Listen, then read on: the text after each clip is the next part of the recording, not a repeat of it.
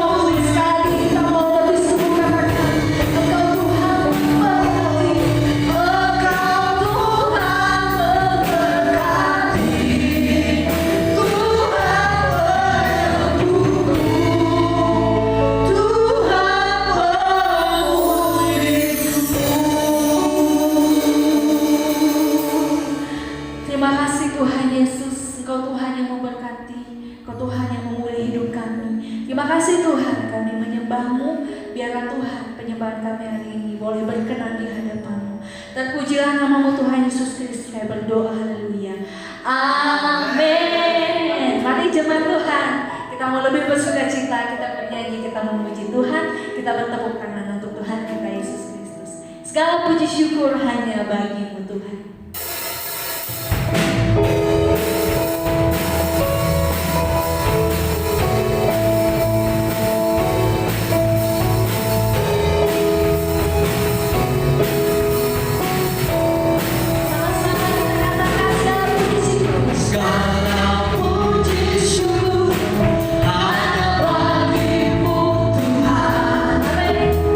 Semua kaya ada di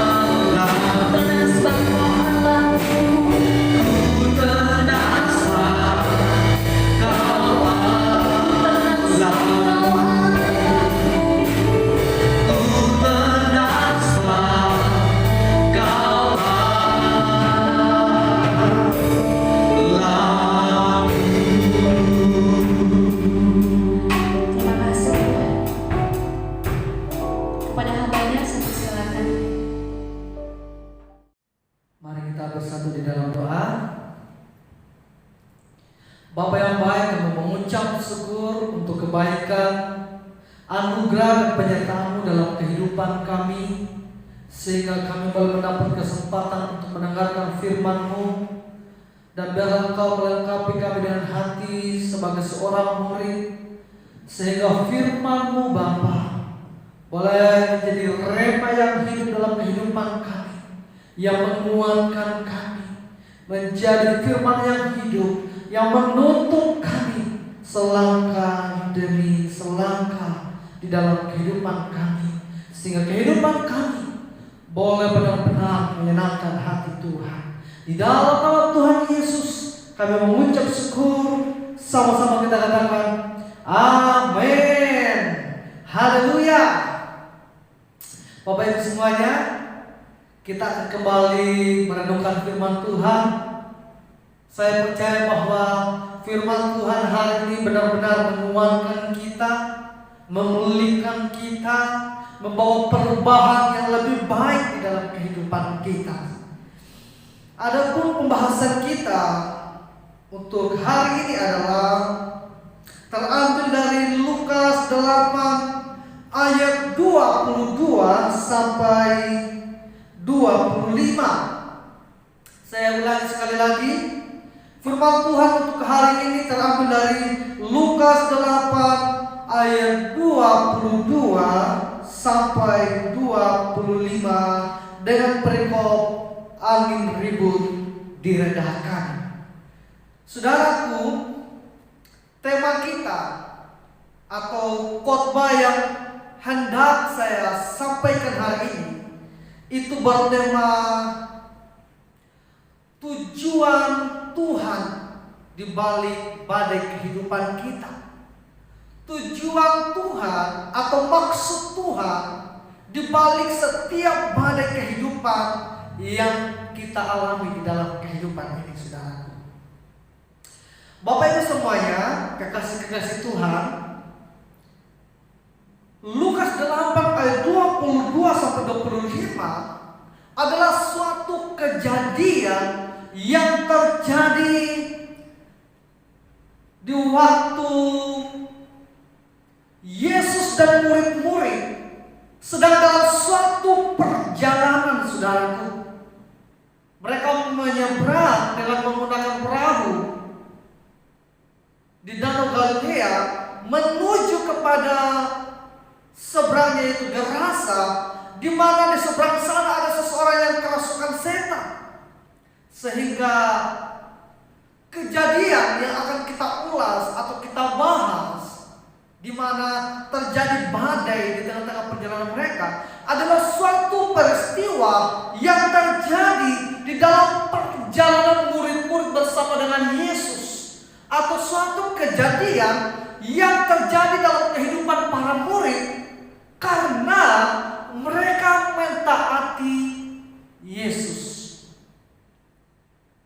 Suatu kejadian atau badai yang terjadi ketika mereka berkeputusan untuk mengikut Yesus, mentaati Yesus, mengikuti Dia, bahkan sedang mengikuti Yesus untuk melakukan pelayanan demi pelayanan, saudara.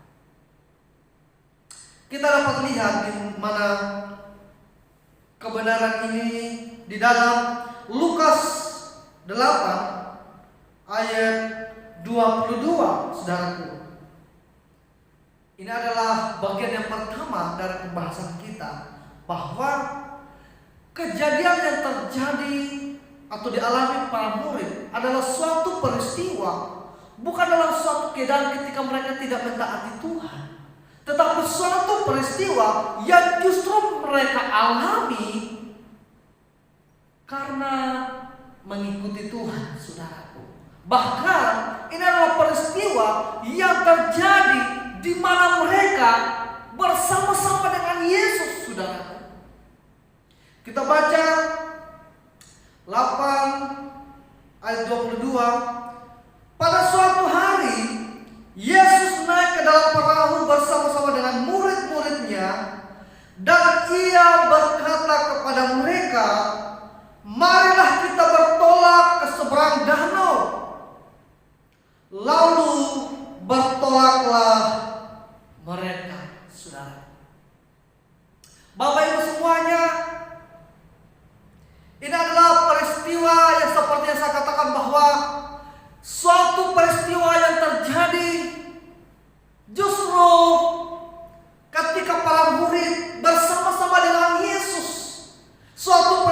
itulah yang terjadi ketika mereka berkeputusan untuk mengikut Tuhan, atau dengan kata lain bahwa inisiator dari perjalanan dari para murid dan mereka mengalami badai di tengah-tengah perjalanan mereka adalah Yesus sendiri, saudaraku. Sehingga kebenaran yang pertama di dalam kehidupan kita bila dikaitkan dengan perjalanan para murid adalah yang pertama, mengikuti Yesus atau berkeputusan untuk mentaati Yesus tidak menghindarkan kita dari pergumulan atau badai kehidupan di dalam kehidupan kita yang saat ini, saudaraku. Para murid, mereka mentaati Tuhan. Ketika diajak oleh Yesus, mari kita menyeberang ke seberang, dan kemudian mereka mengiyakannya. Mereka turun di dalam satu perahu dalam perjalanan itu, saudaraku. Tetapi toh pada kenyataannya, bersama dengan Yesus bukan berarti tidak ada badai, tantangan, dan pergumulan di dalam kehidupan kita, saudaraku. Sepertinya para murid yang barusan saja kita baca, dengan jelas dikatakan bahwa Yesuslah yang mengajak mereka dalam perjalanan ini. Yesuslah yang menjadi inisiator di dalam perjalanan ini. Tetapi toh pada kenyataannya, perkara ini membuka lebar-lebar akan pemahaman kita bahwa di dalam perjalanan kita mengikut Tuhan, di dalam perjalanan kita mengiring Tuhan, di dalam keputusan kita untuk mencintai dan mentaati Tuhan, tidak terlepas dari masalah, pergumulan, tantangan, bahkan badai kehidupan ini, saudaraku. Mengikut Yesus tidak menghindarkan kita dari persoalan-persoalan hidup, saudaraku. Dalam perjanjian lama ada juga satu tokoh yang dilanda badai, saudaraku, ketika dia sedang ada dalam satu perjalanan menyeberangi lautan, saudara. Yaitu adalah Nuh. Maksud saya adalah, dalam hal ini adalah seorang nabi yang diutus oleh Tuhan. Maksud saya adalah Yunus. Ketika Allah memanggil Yunus, memberikan perintah untuk dia pergi ke Niniwe, saudaraku. Tetapi dia memilih untuk tidak pergi ke Niniwe, tetapi dia berkeputusan untuk pergi ke tempat yang lain, saudaraku. Dia berkeputusan bukannya mentaati Tuhan, tetapi sedang melarikan diri daripada Tuhan, sedang melarikan diri dari panggilan Tuhan, saudaraku.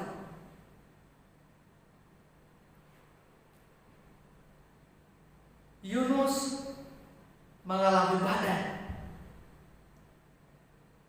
sehingga ketika orang-orang dalam kapal itu diberitahukan oleh Yunus bahwa badai itu terjadi karena pemberontakan Yunus terhadap Allah, maka ia dibuang ke dalam lautan dan kemudian ditelan oleh seekor ikan yang sangat besar. Tetapi perbedaannya adalah Yunus mengalami badai ketika dia jauh daripada Tuhan. Yunus mengalami badai ketika dia memberontak kepada kehendak Allah, saudaraku. Yunus mengalami badai bukan sedang dalam perjalanan mentaati Allah, tetapi dalam perjalanan memberontak, menjauh dan meninggalkan Tuhan, saudara.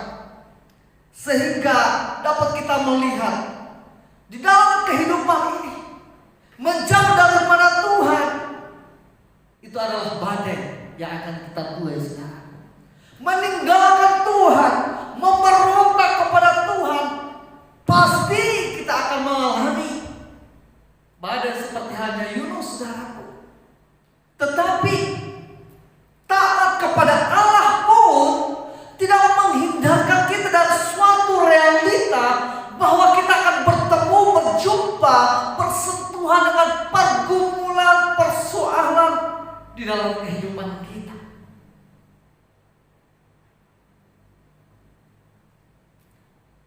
Tuhan tidak menjanjikan suatu perjalanan yang tanpa badai, saudaraku. Tetapi Tuhan menjanjikan penyertaannya dan tidak keterlambatannya dalam menolong saudara dan saya. Banyak orang pada awalnya begitu cinta Tuhan, begitu bergairah, begitu bersemangat, begitu menggebu-gebu melayani Tuhan, mengikuti Tuhan, menjadi seorang Kristen. Tetapi ketika dia berjumpa dengan persoalan, tidak jarang saudaraku banyak orang yang kecewa.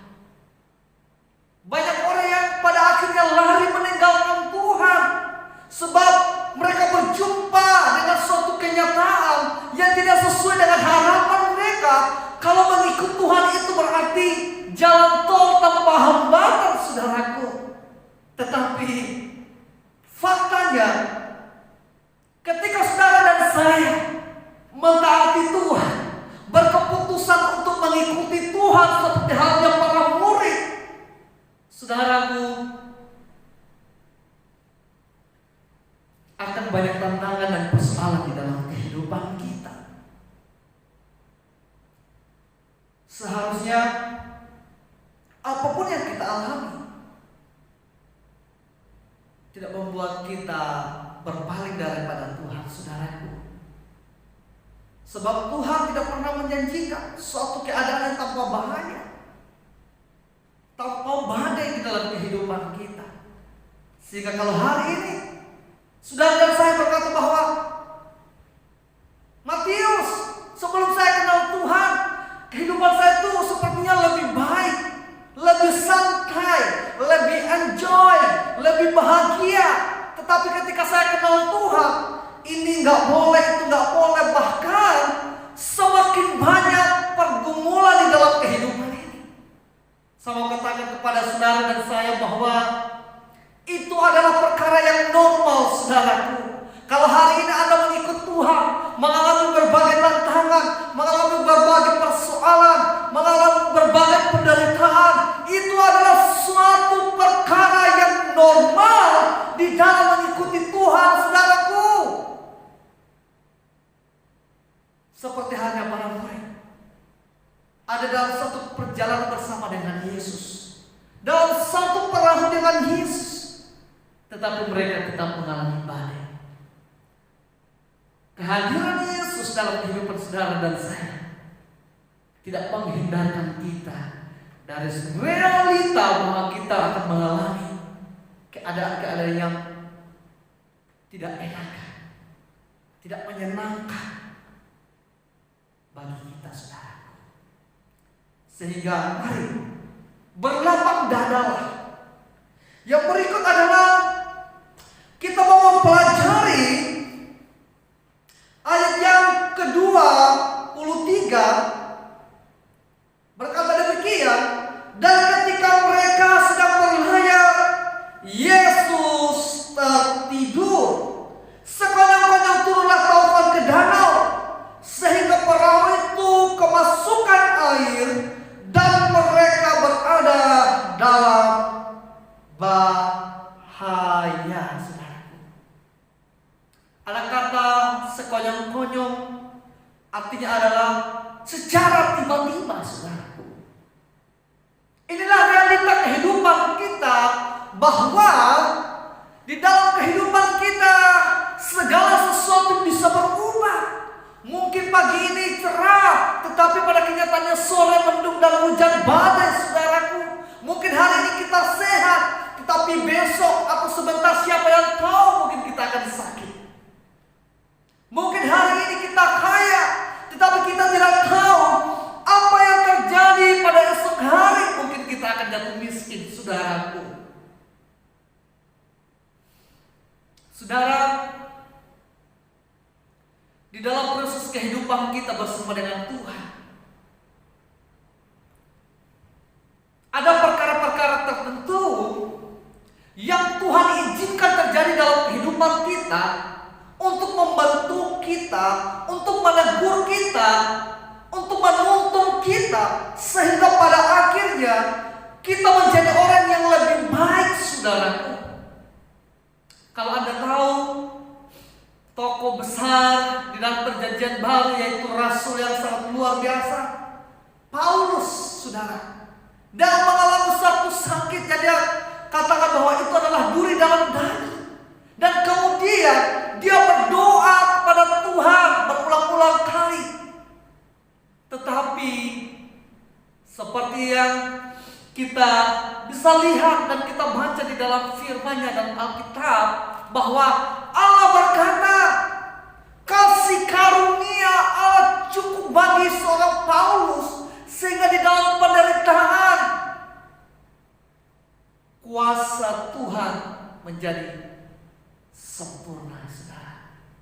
Saudaraku, tidak ada yang terjadi dalam kehidupan kita tanpa seizin Tuhan dalam kehidupan kita. Tidak ada yang terjadi dalam kehidupan kita yang tidak mendatangkan kebaikan bagi saudara dan saya.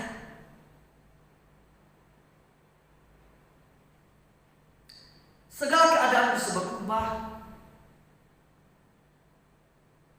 tetapi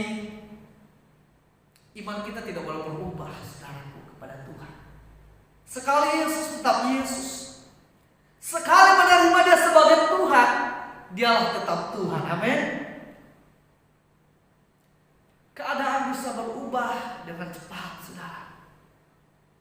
Tetapi ingat ini, saudara, Yesus tidak pernah terlambat untuk bangun dan memberikan pertolongan bagi saudara dan saya. Kita lihat bahwa ketika badai itu terjadi, ayat 23, bahwa di sana Yesus sedang tertidur, saudaraku, seperti seolah-olah Dia tidak peduli, sehingga di dalam Injil sinoptik, yaitu bagian yang lain, kitab yang lain dari Lukas, berkata bahwa seorang murid berkata bahwa, Guru, apakah Engkau tidak peduli kalau kita binasa? Kita dapat melihat bahwa murid ini merasa bahwa sepertinya Yesus tidak mau tahu dan tidak peduli kepada nasib mereka, saudaraku. Saudara, Yesus peduli, saudara. Dia sangat peduli kepada saudara dan saya, sehingga Dia rela mati di atas kayu salib untuk menebus saudara dan saya. Kalau Dia tertidur, ini adalah bagian dari kemanusiaannya, saudara. Yesus bukan hanya Allah 100%, tetapi Dia juga adalah manusia 100%, saudaraku. Ini adalah perjalanan menyeberang Danau Galilea setelah mereka melakukan berbagai macam pelayanan. Begitu sibuk dengan pelayanan, sehingga Yesus mungkin secara kemanusiaannya merasa lelah. Tetapi bukan berarti Dia tidak cukup untuk sanggup menolong saudara dan saya.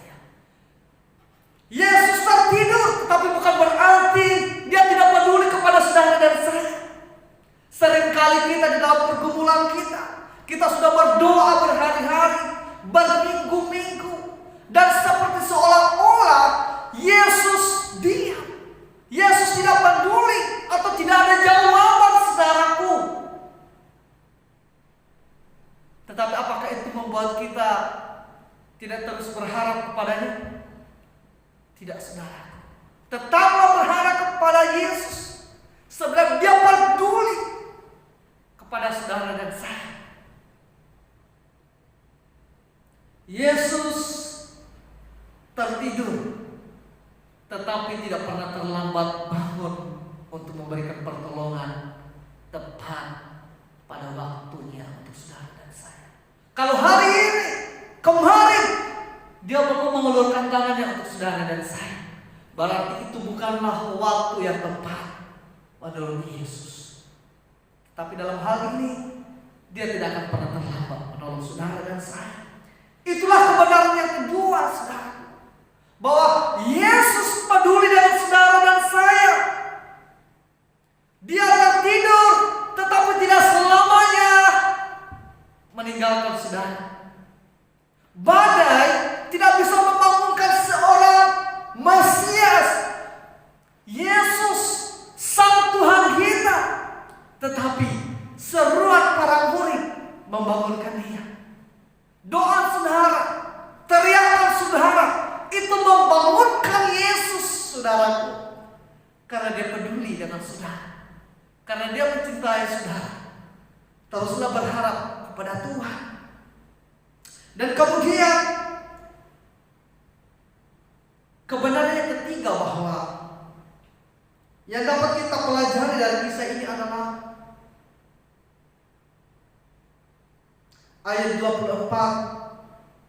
Ketika mereka mengalami badai, ayat 24 berkata demikian, maka datanglah murid-muridnya membangunkan Dia, katanya, Guru, Guru, kita binasa. Saudaraku, para murid mengalami ketakutan dan kehilangan iman kepada Yesus. Sehingga nanti kalau kita melihat ayat 25, Yesus berkata kepada para murid bahwa di manakah imanmu? Artinya bahwa kebenaran yang ketiga, para murid ketika mengalami badai, mereka takut dan kehilangan iman mereka kepada Yesus. Bahkan mereka berkata bahwa Guru, Guru, kita binasa. Padahal belum binasa, saudara, baru hampir binasa. Begitu putus asanya mereka, saudara.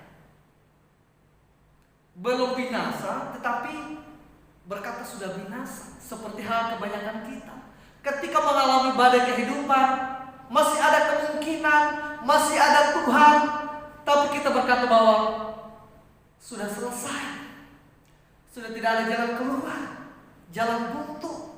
Dan sehingga banyak kita lihat orang mengakhiri hidupnya dengan bunuh diri, saudara, gantung diri. Dan itu banyak terjadi, saudara, dalam kehidupan ini. Ini adalah suatu akibat dari ketakutan dan hilangnya pengharapan di dalam kehidupan mereka. Sehingga kebenaran yang ketiga, kalau murid kehilangan iman dan kepercayaan mereka ketika mengalami badai, yang Tuhan mau dalam kehidupan saudara dan saya adalah tetap percaya dan berpengharapan kepada Tuhan, tetap beriman kepada Tuhan, sebab Dia adalah Allah yang berdaulat atas segala sesuatu di dalam kehidupan kita. Saudaraku, itulah Yesus yang kita sembah sampai hari ini, yang dapat diandalkan. Bahkan Daud di dalam Mazmur 23 berkata bahwa sekalipun aku berjalan melalui lembah kekelaman, aku tidak takut bahaya, sebab gada dan tongkatmu itulah yang menghibur aku. Saudaraku, lembah kekelaman itu adalah gambaran dunia orang mati, alam maut dalam filsafat atau pemahaman orang Yahudi, saudara. Daud berkata bahwa walaupun melalui kematian sekalipun aku tidak takut. Sebab kenapa, saudara? Tuhan menyertai Daud.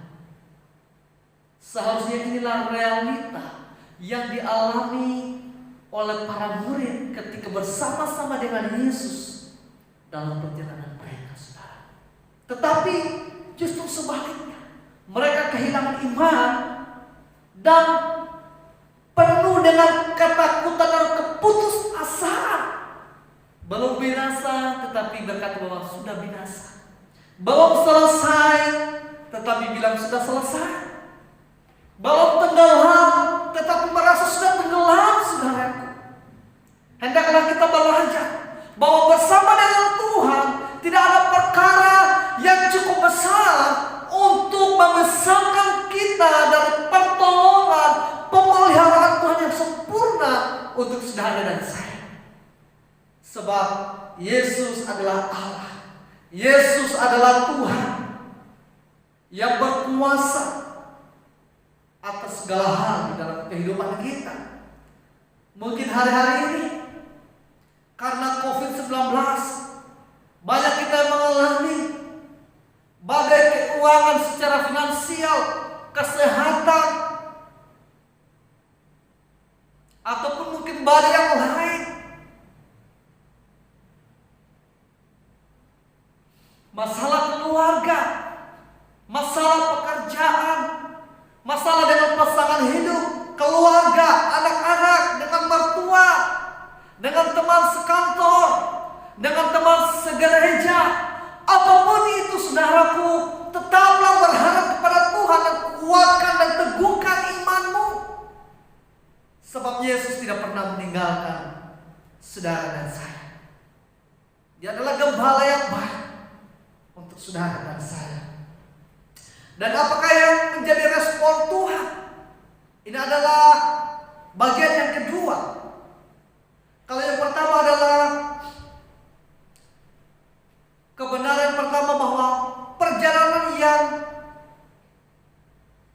kita baca di dalam kisah ini diinisiasi oleh Yesus, saudara. Dan apa menjadi pembelajaran kita bahwa bersama dengan Yesus bukan berarti tanpa badai. Dan yang kedua adalah bahwa di tengah badai hendaklah kita jangan takut dan kehilangan iman kita kepada Tuhan. Dan bagian yang kedua bahwa bagaimana respon Tuhan kepada para murid ketika mereka mengalami badai, saudara. Kita dapat melihat ayat 24 ketika mereka berkata bahwa guru-guru kita binasa. Respon Tuhan adalah Dia bangun, saudara. Inilah kebenaran yang pertama dari poin yang kedua, bahwa saudara, badai tidak bisa membangunkan Yesus, tetapi seruan saudara bisa membangunkan Tuhan karena Dia peduli saudara. Teruslah berharap dan berdoa kepada Tuhan, sebab Dia mendengarkan setiap doa dan permohonan kita. Dan bukan hanya bangun, firman Tuhan berkata bahwa Ia pun bangun lalu menghadap angin dan air yang mengamuk itu, dan angin dan air itu pun redah dan danau itu menjadi teduh, saudara. Yesus tidak pernah terlambat untuk saudara. Selain Dia bangun mendengarkan saudara, Dia juga menyediakan jawaban untuk keadaan kehidupan saudara. Yesus adalah jawaban untuk setiap keadaan kehidupan kita, saudara. Jangan pernah meninggalkan Tuhan. Kadang kita merasa bahwa sepertinya kalau menjauh daripada Tuhan akan lebih baik. Tetapi kita hari ini bercermin bahwa seorang Yunus mencoba lari daripada Tuhan, bertemu dengan badai, saudara. Lebih baik berjalan bersama dengan Tuhan di tengah badai, sebab di sana ada pertolongan, pemeliharaan, ada penghiburan, ada kekuatan, ada keselamatan untuk saudara dan saya. Ayat yang kelima, 25 maksud saya. Lalu katanya kepada mereka, di manakah kepercayaanmu? Maka takutlah mereka dan heran. Lalu berkata seorang kepada yang lain, siapakah gerangan orang ini sehingga ia memberi perintah kepada angin dan air dan mereka taat kepadanya. Kita masuk kepada bagian yang ketiga, bahwa saudara, tujuan Tuhan atau maksud Tuhan dari setiap badai yang kita alami dalam kehidupan ini adalah tetap percaya. Artinya bahwa di dalam setiap badai yang Tuhan izinkan, tidak ada perkara yang terjadi tanpa seizin Tuhan. Tetapi kalau Dia izinkan, yang Dia mau adalah kita tetap mempercayai Dia dan tidak meragukan Tuhan. Itu adalah maksud yang pertama yang dapat kita pelajari dari ayat 25. Dan yang kedua adalah ketika Yesus bangun menghardik angin dan air sehingga danau itu menjadi teduh, mereka menjadi heran, saudara, sehingga berkata bahwa siapakah orang ini? Siapakah Yesus sebenarnya? Sehingga tujuan yang kedua dari badai yang Tuhan izinkan terjadi dalam kehidupan saudara dan saya adalah kita semakin mengenal Yesus. Saudaraku, para murid melalui perjalanan yang penuh dengan badai ini, mereka semakin mengenal Yesus, bahwa Dia adalah Allah yang berkuasa atas segala sesuatu. Saudaraku, untuk mengenal Yesus tidak cukup dengan membaca Alkitab. Kita harus membaca Alkitab dan menjalani perjalanan kehidupan ini bersama dengan Yesus. Sekali lagi saya ulangi bahwa untuk mengenal Yesus tidak cukup hanya membaca Alkitab, tetapi kita harus membaca Alkitab, merenungkan firman-Nya, dan hidup dalam pergaulan perjalanan kehidupan ini bersama dengan Yesus, saudara. Seperti halnya para murid, ketika mereka mengalami badai, di sanalah mereka mengenal siapa Yesus sebenarnya. Saudaraku, badai-badai yang kita alami, persoalan yang kita alami, Tuhan mau memperkenalkan dirinya, siapa Dia sebenarnya untuk saudara dan saya. Di mana bahwa Dia adalah segalanya untuk saudara dan saya. Dia adalah segalanya yang kita perlukan di dalam kehidupan kita, saudara. Dan yang ketiga, dari poin yang ketiga ini yang dapat kita pelajari sebagai maksud Tuhan, tujuan Tuhan dari badai yang Dia izinkan terjadi dalam kehidupan kita adalah bahwa kita mengalami pertolongan, mujizat, pemeliharaan, kuasa, dan kemuliaan dalam kehidupan kita. Sehingga hari ini, saudaraku, kebenaran ini seharusnya mengubah pemikiran kita. Bersama dengan Yesus, ketika kita melihat badai, berarti kita melihat mujizat. Ketika kita melihat tantangan, kita sedang melihat pertolongan Tuhan. Ketika kita mengalami persoalan yang menyakitkan, kita sedang melihat penghiburan dan kekuatan daripada Tuhan. Saudaraku, ada suatu pernyataan yang sangat bagus, saudara. Sebagai pernyataan penutup dari khotbah ini bahwa kalau kita tidak pernah mengalami sakit, bagaimana kita mengenal Yesus sebagai penyembuh? Kalau kita tidak pernah mengalami kesedihan, bagaimana kita mengenal Yesus sebagai seorang penghibur? Dan kalau kita tidak pernah mengalami kekurangan sebagai badai dalam kehidupan kita, bagaimana kita mengenal Dia sebagai gembala yang memelihara saudara dan saya? Dan kalau kita tidak pernah mengalami ketakutan, bagaimana kita mengalami Yesus sebagai pengawal?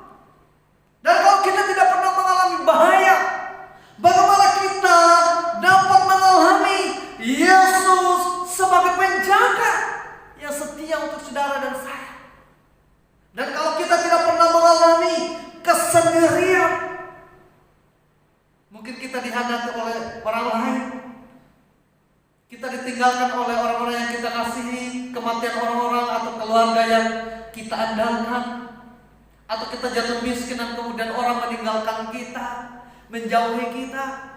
Bagaimana mungkin kita mengalami Yesus sebagai seorang sahabat yang setia untuk saudara dan saya?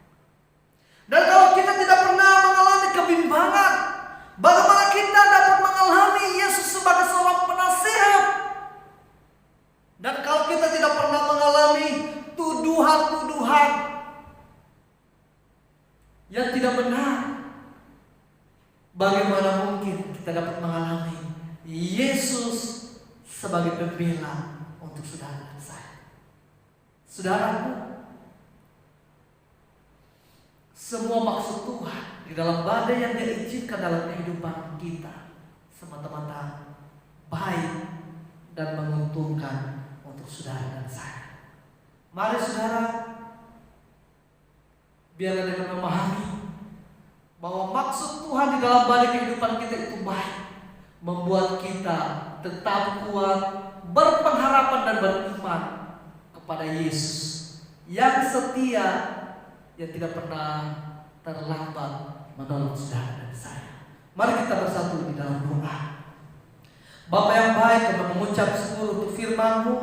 Biarlah firman-Mu Tuhan hari ini menguatkan kami, sehingga membuka paradigma yang baru dalam kehidupan kami, sehingga kami boleh dengan lapang dada menjalani kehidupan ini bersama dengan Tuhan, walaupun penuh dengan tantangan, pencobaan, pergumulan kehidupan ini. Sebab kami tahu bahwa ternyata maksud Tuhan dan setiap balik kehidupan yang Aku izinkan dalam kehidupan kami semata-mata mendatangkan kebaikan bagi kehidupan kami. Bahwa Engkau ingin memperkenalkan siapa Tuhan, siapa Engkau sebenarnya bagi kehidupan kami. Engkau menyatakan kuasa dan pertolongan-Mu bagi kehidupan kami, sehingga pada akhirnya bukan hanya kami tertolong di tengah-tengah badai, tetapi juga menguatkan iman kami, membuat kami semakin yakin dan kuat di hadapan hadirat Tuhan. Bapa di surga, Engkau berkati setiap jemaat Tuhan, apapun persoalan mereka, apapun jenis badai kehidupan mereka, bila Engkau menjadi nakoda yang ajaib, yang tidak pernah meninggalkan kami, yang tidak pernah terlambat mengulurkan tangannya untuk memberikan pertolongan bagi setiap kami. Di dalam nama Tuhan Yesus kami mengucap syukur. Haleluya. Amin. Jemaat Tuhan, kita akan mengakhiri ibadah kita hari ini. Kita akan menerima doa berkat. Namun sebelumnya kita naikkan pujian. Kau Allah yang besar.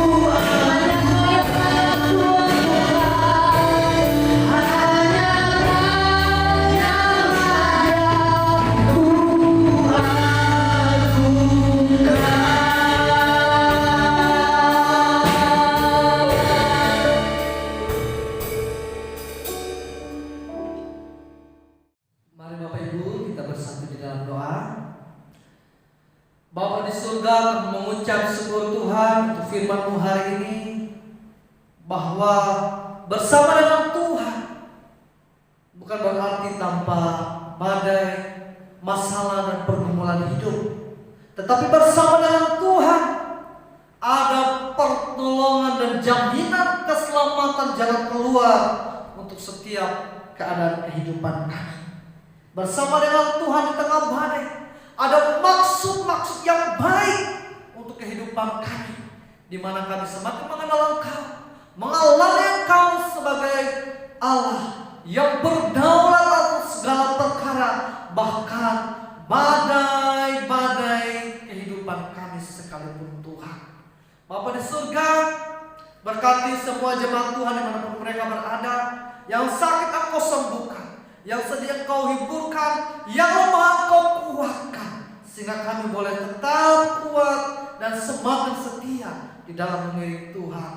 Mari bersama-sama angkat kedua tanganmu di hadapan hadirat Tuhan. Kasih damai sejahtera dari Allah Bapa dicurahkan untuk saudara dan saya melalui putranya yang tunggal, dan persekutuan dengan Roh Kudus yang terus berlangsung hingga Yesus datang yang kedua kali menjemput kita di awan-awan yang permai menjadi bagian saudara.